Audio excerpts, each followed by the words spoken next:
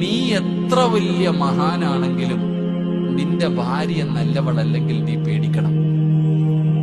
ഭർത്താവ് ഹാഫിളോ ആലിമോ ഇമാമോ പ്രഭാഷകനോ തങ്ങളോ ആരും ആകട്ടെ, നീ എത്ര വലിയ മഹാനാണെങ്കിലും നിന്റെ ഭാര്യ നല്ലവളല്ലെങ്കിൽ നീ പേടിക്കുക തന്നെ വേണം. അല്ലാഹു ഈമാൻ തരുമാറാകട്ടെ, അല്ലാഹു ഈമാൻ തരുമാറാകട്ടെ.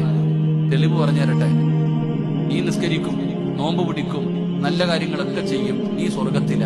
പക്ഷെ ഭാര്യ നല്ലവളല്ലെങ്കിൽ ഭയക്കണമെന്ന് പറയാനുള്ള കാരണം 950 കൊല്ലം ദഅവത്ത് നടത്തിയ നബിയാണ് മഹാനായ നൂഹ് നബി അലൈഹിസ്സലാം.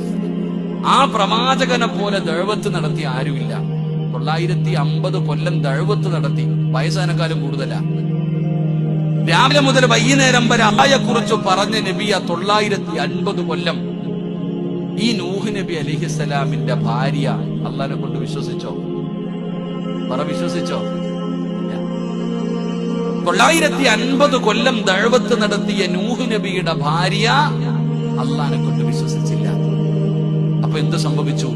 തന്റെ പൊന്നാര മകൻ തൂഫാൻ എന്ന് പറയുന്ന ജലപ്രളയത്തിൽ മുങ്ങി ഇങ്ങനെ താഴാ. നൂഹ് നബി കപ്പല് കൊണ്ട് നിർത്തിയിട്ട് പറഞ്ഞു, യാ പുനയ്യ, ഉപ്പച്ചിയുടെ പൊന്നു മോനെ, ഇത് അല്ലാഹുടെ അദാബ, പടച്ച റബ്ബിന്റെ അദാബ. രക്ഷപ്പെടണമെങ്കിൽ ഈ കപ്പലിൽ കയറും മോനെ, അല്ലെങ്കിൽ നിനക്ക് രക്ഷപ്പെടാൻ പറ്റൂല. മോനെ, അള്ളാഹുവിന്റെ അദാബായത്. ഉപ്പച്ചി പറയുന്നത് കേൾക്ക്, എന്റെ പൊന്നുമകൻ, ഈ കപ്പലിൽ കയറി നമുക്ക് രക്ഷപ്പെടാം. ഞാൻ ആ മലയുടെ മുകളിൽ കയറി രക്ഷപ്പെട്ടോണം, വാപ്പയുടെ പണി നോക്കിക്കൊള്ളാൻ. കണ്ണിന്റെ മുമ്പിൽ കടന്ന് മുങ്ങി മരിച്ചു. അള്ളാഹു നമ്മൾക്ക് ഈമാൻ നൽകുമാറാകട്ടെ.